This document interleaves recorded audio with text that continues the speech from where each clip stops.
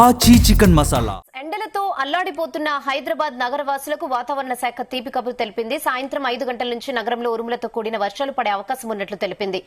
వర్షాలు విస్తృతంగా కురవకపోయినా బలమైన ఉరుములతో కూడిన వర్షం కారణంగా నగరంలో కనీసం 50% ప్రాంతాల వేడి నుంచి ఉపశమనం లభిస్తుందని వెల్లడించింది. నిన్న కూడా నగరంలో పలు ఏరియాల్లో మోస్తరు వర్షాలు కురవడంతో ప్రజలు కాస్త ఎండవేడి నుంచి ఉపశమనం పొందారు. ఈ రోజు వర్షాలున్నాయని తెలపడంతో ప్రజలు సంతోషిస్తున్నారు.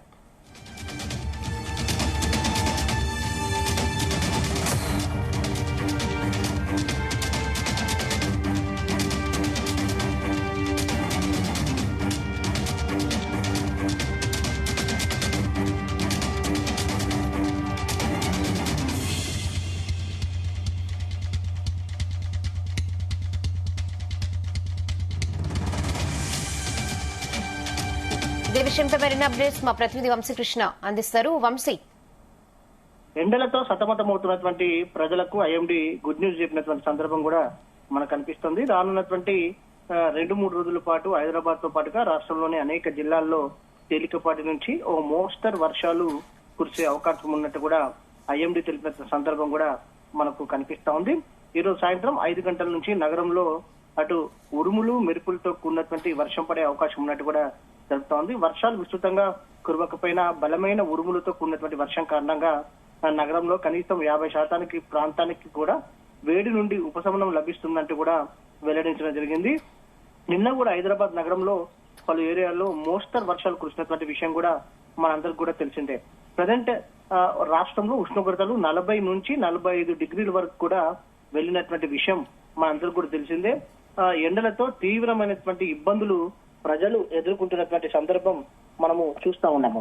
ప్రజెంట్ ఐఎండీ కొద్దిసేపటి క్రితమే ఎల్లో అలర్ట్ ని కూడా జారీ చేయడం జరిగింది పలు జిల్లాలకు. దాంతో పాటుగా ఆరెంజ్ అలర్ట్ ని కూడా పలు జిల్లాలకు జారీ చేయడం జరిగింది.